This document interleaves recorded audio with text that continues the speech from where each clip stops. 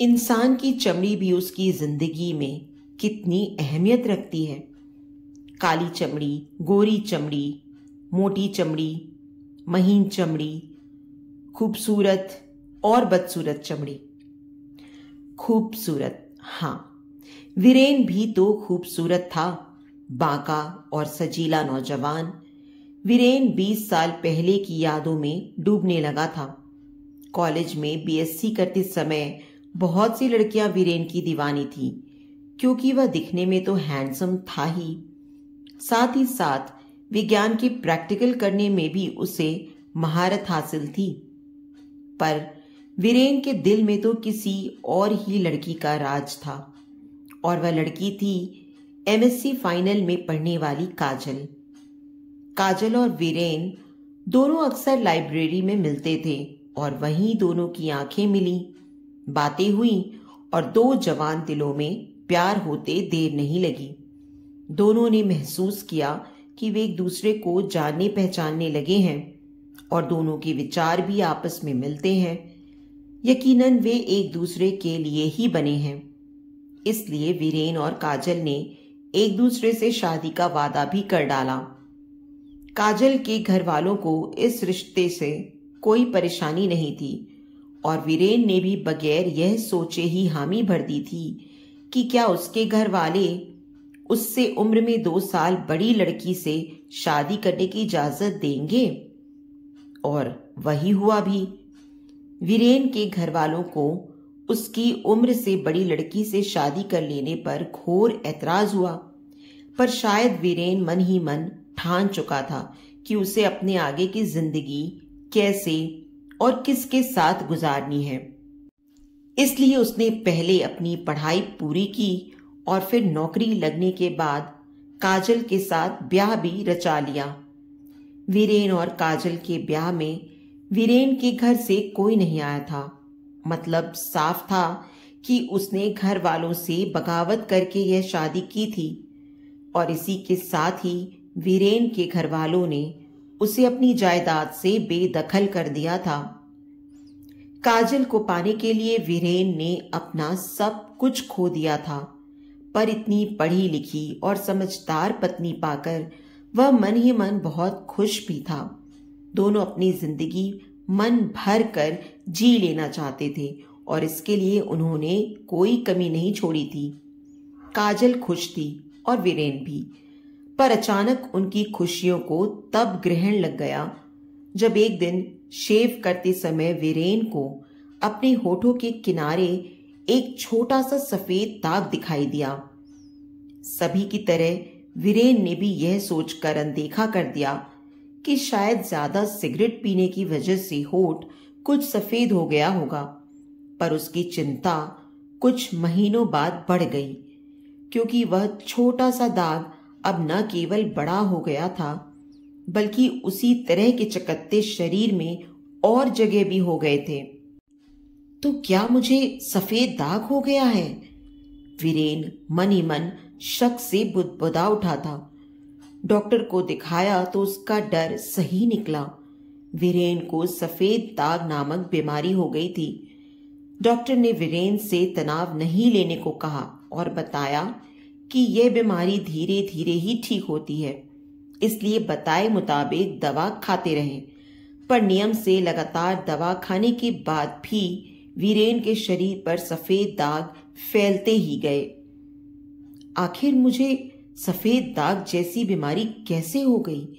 क्योंकि मैं तो बहुत साफ सफाई से रहता हूं, जल्दी किसी से हाथ भी नहीं मिलाता, और अगर मिलाना भी पड़ जाए तो तुरंत हाथों को सैनिटाइज करता हूं।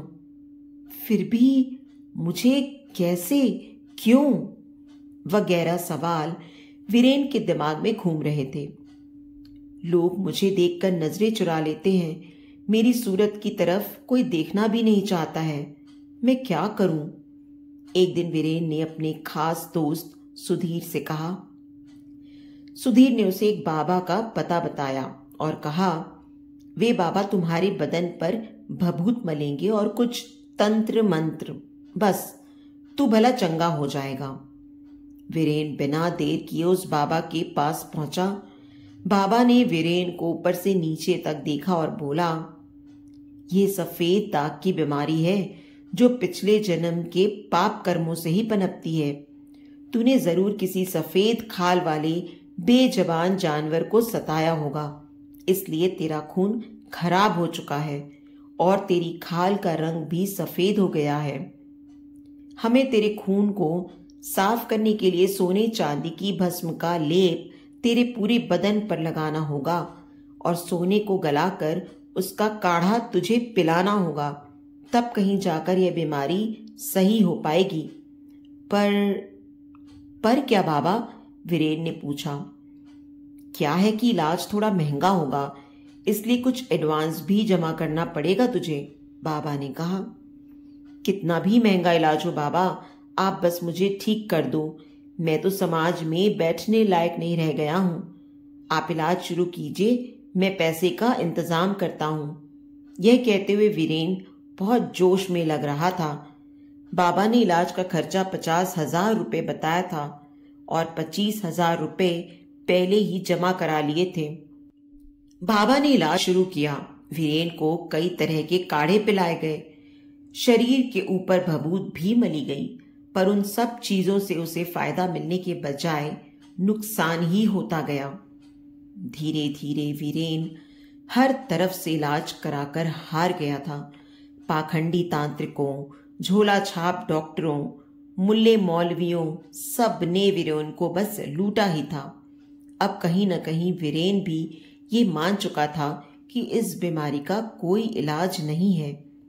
वीरेन एक तरफ तो इस बीमारी के चलते दिमागी तौर पर परेशान रहता था, दूसरी तरफ सामाजिक बहिष्कार ने उसे दुखी कर रखा था और तीसरी तरफ उसे यह भी लगने लगा था कि काजल की नजरों में अब उसके लिए प्यार की जगह तिरस्कार आता जा रहा है।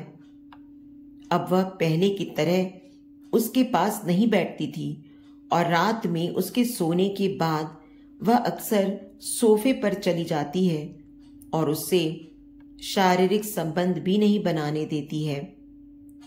वीरेन को एहसास होने लगा था कि काजल अब उसे छोड़ देगी। काजल से इस बारे में पूछने पर उसका बड़ा सहज सा जवाब आया था, हाँ। वीरेन के कानों में बहुत कुछ सनसनाता सा चला गया। उसने जो सुना था उस पर उसे भरोसा ही नहीं हो रहा था। बुरा मत मानना, पर अब तुम्हें यह लाइलाज बीमारी हो गई है। तुम्हें तो इसी के साथ जीना होगा। पर मैं अभी जवान और खूबसूरत हूं। अपने पिछले जन्म के कर्मों का किया धरा तुम भुगतो, मैं भला उसमें क्यों पिसूं? मेरी और तुम्हारी राह आज से अलग है। मैंने वकील से बात कर ली है। आपसी रजामंदी रहेगी तो तलाक आसानी से हो जाएगा। और काजल ने बड़ी आसानी से इतनी बड़ी बात कह दी। दोनों में तलाक हो गया। काजल कहाँ गई यह जानने में वीरेन को कोई दिलचस्पी नहीं थी। वह अब मन ही मन घुटने लगा था।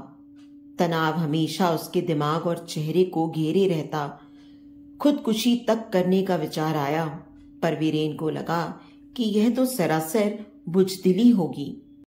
वीरेन ने अपने आप को संभाला तो थोड़ा सहारा उसे सुमन ने भी दिया, जो उसके साथ ही काम करती थी। सुमन यह भी जानती थी कि अगर इस समय वीरेन को सहारा नहीं दिया गया तो वह कुछ भी कर सकता है। वीरेन जी, क्या आज आप मुझे मेरे घर तक छोड़ सकते हैं? अंधेरा ज्यादा हो गया है और आजकल शहर में अकेली औरत का निकलना सही नहीं है। एक दिन सुमन ने वीरेन से कहा, क्यों नहीं, बिल्कुल छोड़ दूंगा। बस 15 मिनट और रुक जाइए, फिर साथ ही निकलते हैं। वीरेन ने हामी भरते हुए कहा। दरअसल सुमन एक तलाकशुदा औरत थी।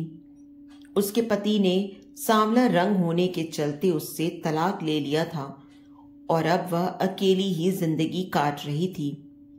जब वीरेन अपनी मोटरसाइकिल पर सुमन को उसके घर छोड़ने जा रहा था, तब उसने महसूस किया कि सुमन उससे कुछ ज्यादा ही सट कर बैठी है।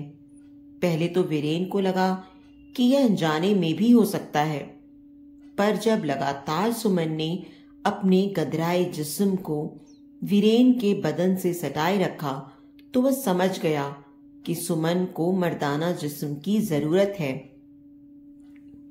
अंदर आकर एक कप चाय तो पी लीजिए, सुमन ने कहा तो वीरेन भी मना नहीं कर सका। वे दोनों अंदर आए ही थे कि बारिश शुरू हो गई। सुमन किचन में चाय बनाने चली गई। वीरेन को सुमन का यह लगाव बहुत सुहा रहा था। सुमन जी, आप मुझे अपने घर के कप में चाय पिला रही हैं, क्या आपको मुझसे कोई परहेज नहीं है? मेरा मतलब है कि मेरे इन सफेद दाग की वजह से। नहीं वीरेन जी, मैंने आपको आज से पहले भी देखा है। आज भी आप इतने हैंडसम हैं जितना पहले थे। यह सुनकर वीरेन को बहुत अच्छा लगा और वह सुमन की तरफ खिंचता चला गया। सुमन भी मन ही मन वीरेन को पसंद करती थी, जिसका नतीजा यह हुआ कि उन दोनों में जिस्मानी संबंध बन गए। जब एक बार दोनों ने एक दूसरे के जिस्म को भोगा तो फिर प्यार का ऐसा सिलसिला शुरू हुआ कि दोनों के बीच अक्सर संबंध बनने लगे। बाद में उन दोनों ने इस रिश्ते को एक नाम देने की सोची और आपस में शादी कर ली। दोनों एक दूसरे के साथ जिंदगी बिताकर बहुत खुश थे, पर वीरेन के मन में कहीं न कहीं अपनी बीमारी को लेकर निराशा भी थी, क्योंकि समाज में उसे एक छूत की बीमारी माना जाता था और उसने महसूस किया कि देश में ऐसे ना जाने कितने लड़के लड़कियां हैं जिनकी शादी इस बीमारी के चलते नहीं हो पाती है। लिहाजा वीरेन और सुमन ने इस दिशा में कुछ ठोस काम करने की सोची और अपने खर्चे पर ऐसी 2 लड़कियों की शादी कराई जिनकी शादी में अड़चनें आ रही थीं। इस काम में कुछ समाज सेवी संस्थाओं ने भी उनकी पैसे से मदद की थी। आज जी तोड़ मेहनत करके उन्होंने देश में अपनी एक पहचान बना ली है और इस काम को ढंग से करने के लिए उनके पास एक शानदार ऑफिस भी है। आज काजल को वीरेन की जिंदगी से गए पूरे 25 साल हो गए थे। वीरेन अपने ऑफिस में बैठा हुआ काम में बिजी था कि उसके चपरासी ने बताया, सर, कोई आपसे मिलना चाहता है। वीरेन ने अंदर बुलवाने को कहा। थोड़ी देर में एक औरत और एक आदमी अंदर आए। उनके साथ शायद उनकी बेटी भी थी। 25 साल का लंबा सफर जरूर होता है, पर इतना लंबा भी नहीं कि आप उसे पहचान न सकें, जिससे शादी करने के लिए आपने अपने घर वालों से बगावत कर दी थी। यह काजल थी। वीरेन उसे देखते ही पहचान गया था। जी, बात यह है कि मेरी बेटी को सफेद दाग की बीमारी है और इसी वजह से उसकी शादी में अड़चन आ रही है, वह आदमी बोला। तो यह काजल का पति है।